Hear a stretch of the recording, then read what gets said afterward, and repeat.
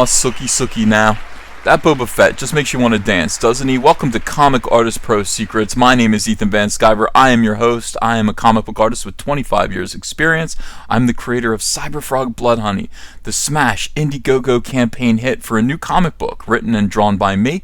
If you'd like to take a look at it, the link is in the description below. I am the illustrator of Jordan B. Peterson's 12 Rules for Life and a great big Star Wars fan. And oh my goodness, what a time to be a Star Wars fan. Our dear Star Wars is being held hostage. It's being held captive. It's a slave. Star Wars has become a slave. It is in shackles. It's in a sexy metal bikini, kind of like our Princess Leia. That was rather fetching. And held on a chain by Disney. Disney owns Lucasfilm now. Lucasfilm is Kathleen Kennedy, Pablo Hidalgo, the round-headed fool known as Rian Johnson. And they are beating the living hell out of our little Star Wars, and the media is covering for them. Having said that, we've issued them a blow or two with Solo: A Star Wars Story, losing $80 million at the box office. That is in response to the terrible Rian Johnson clunker Star Wars: The Last Jedi. Lucasfilm is licking their wounds, while the Star Wars garbage tier media is licking their butt. And yet they've learned nothing. They're not halting Star Wars development. They're not, despite the fact that 2 days ago they said exactly that. They released to the media that they have wiped their slate clean of all of these extraneous movies that they were working on, all these solo projects, all these little movies. And they have a habit of doing this, don't they? They have a habit of announcing films and then not confirming them, but letting the media run with them, and then subsequently, firing everyone and denying that those movies ever existed. It's chaotic, okay? Right now, Lucasfilm, under Disney, under Kathleen Kennedy, has developed a severe case of Tourette's syndrome. It's some new garbage coming out of their mouths every single day. It's confusing. It is infuriating the fans. And we get articles like this one.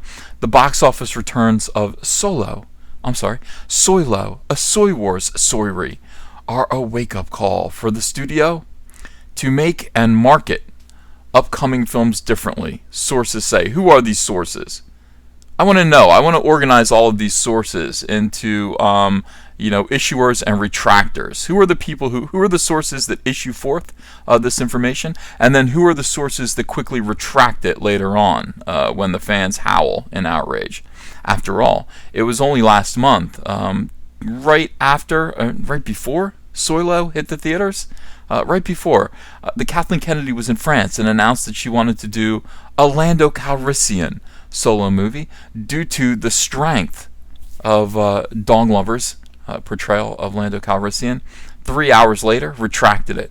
After the media had already gotten a hold of it, had already talked about it, had already discussed it, were already deciding whether this was a good idea or a bad idea, Disney suddenly decided it was a bad idea, and they never said it.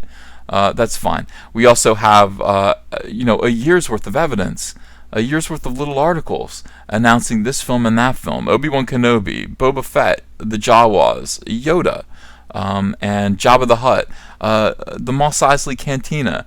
All of these films were supposedly in production, may still be. Maybe they're not. We don't know. We have no idea what's going on. There is no set story that is coming out of Disney. All there is rumor. There are people complaining about the performance and adequacy of some of the directors, some of the cast members like Alden Ehrenreich, and it overall creates a feeling of instability and chaos. And that is to be laid at the feet of Kathleen Kennedy. Disney and Lucasfilm are reassessing plans for future Star Wars films in the wake of the disappointing performance of Soilo, a Soy Wars story, which is having to fight to make much more than $350 million worldwide, sources tell The Hollywood Reporter. Now, it's funny. I said, I bet they're going to land at $400 million. And when I said that, I was being cruel.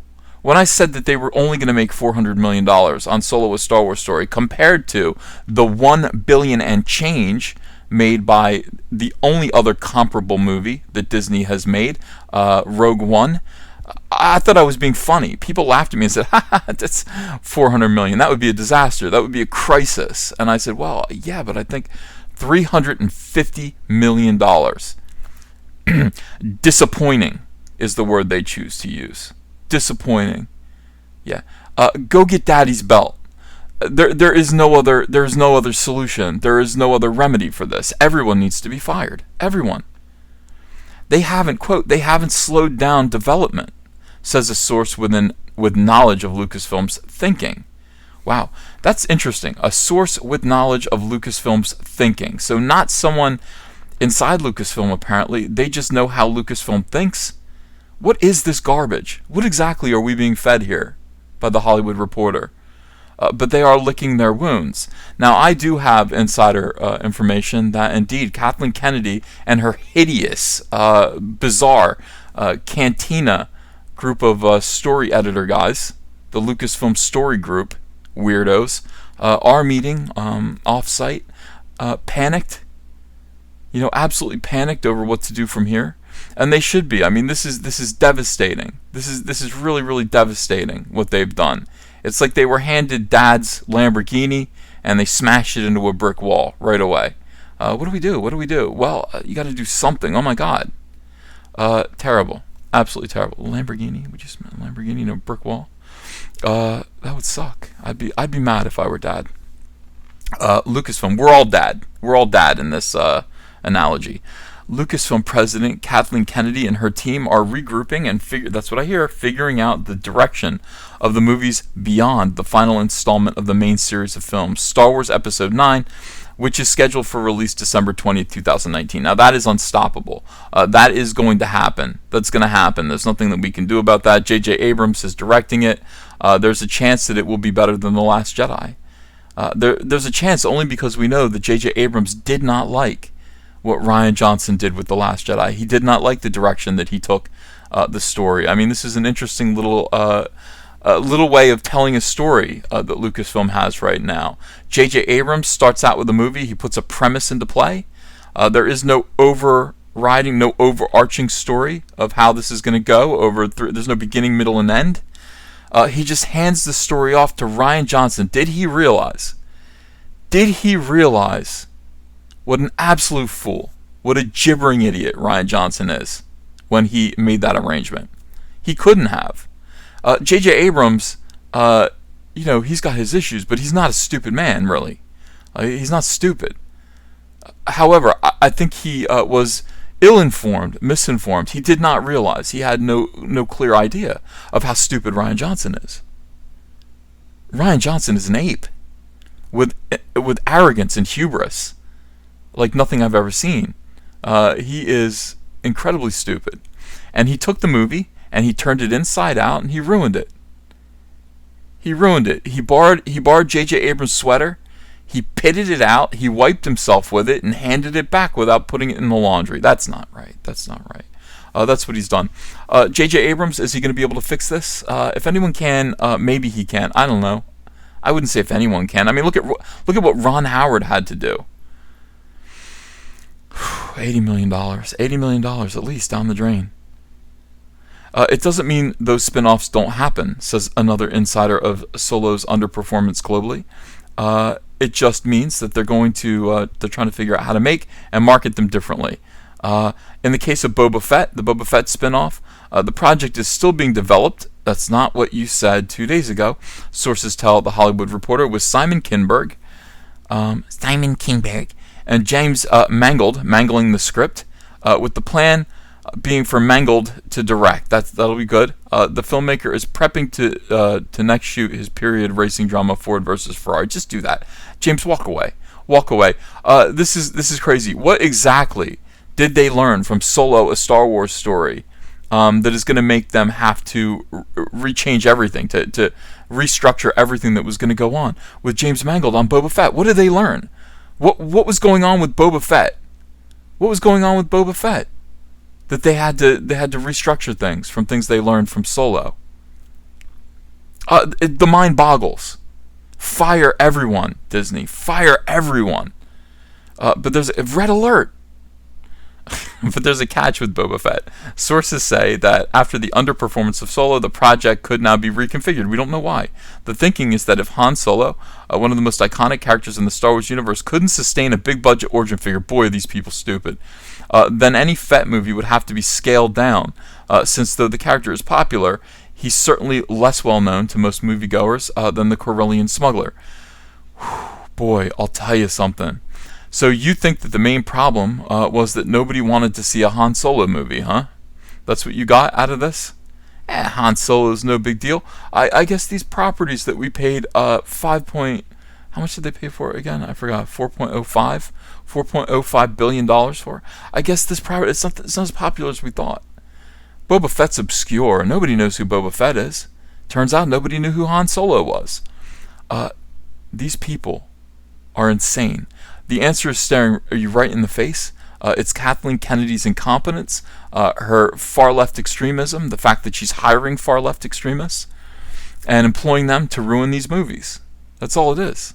You fire her, and by that I mean fire her out of a trebuchet over the ocean, and fire everyone in the story group, including Pablo Hidalgo. Pablo calling everybody an incel and a man-baby. Get that guy, and just kick him as hard as you can. I don't know, how do you get rid of Pablo Hidalgo? Hire exterminators. You got to get him out of there. Therm Scissor Punch. This guy's in charge of naming these characters. Therm Scissor Punch.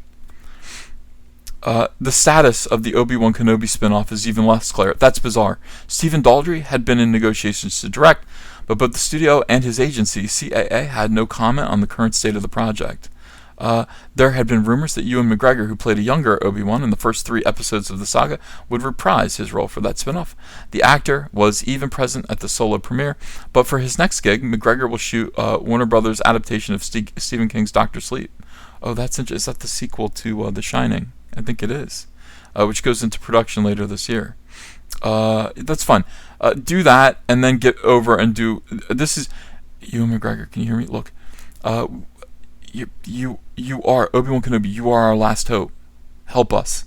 Obi-Wan Kenobi is the last hope of Disney, Lucasfilm, to make a decent movie. Episode 9 is going to be a frustrating boondoggle.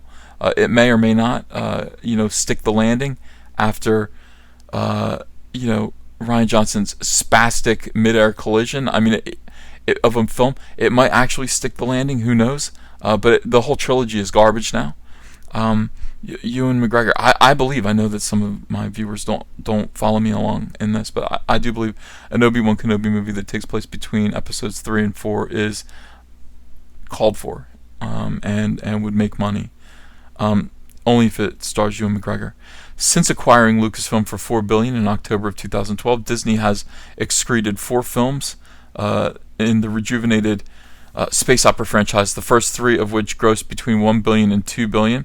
Solo, meanwhile, has grossed $344 million globally, nearly a month after its worldwide release. They were developing anything and everything, says another exec. It was a case of them stuffing so much sausage and trying not to break the casing. Certainly hopes for a Solo sequel have been dashed. Yes, we did it. We've defeated the third Ehrenreich.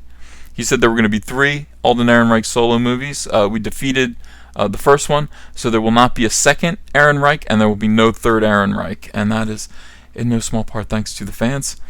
And any hopes or any idea of exploring the subsection that fans call it the Star Wars underworld may also be dashed.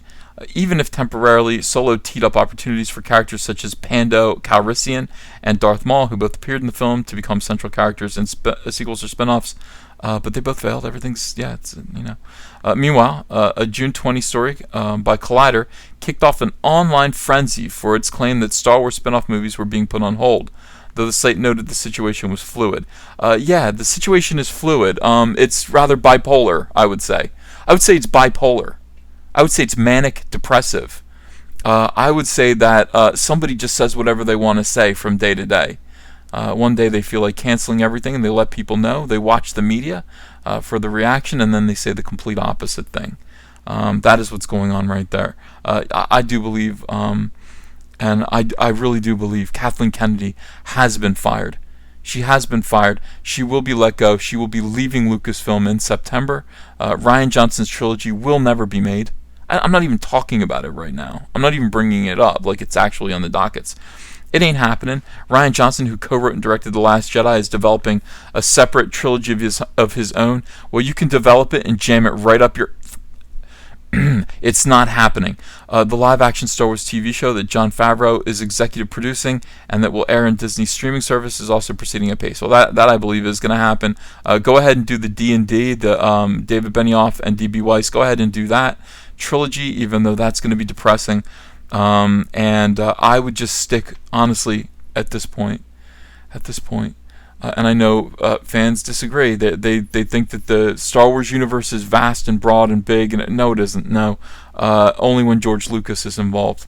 When anyone else is trying to add to it, at least in terms of the movies, it's not. It's very small indeed. Stick to those characters, that world, those people, and that's safe. That's a safe bet. Beyond Episode 9, no release dates have been announced for future films. That's funny because Rian Johnson's silly producer said that Rian Johnson's first movie was coming out in 2020. That's ridiculous. Move out of step with current trends as studios, Disney included, plant flags for franchise releases years in advance.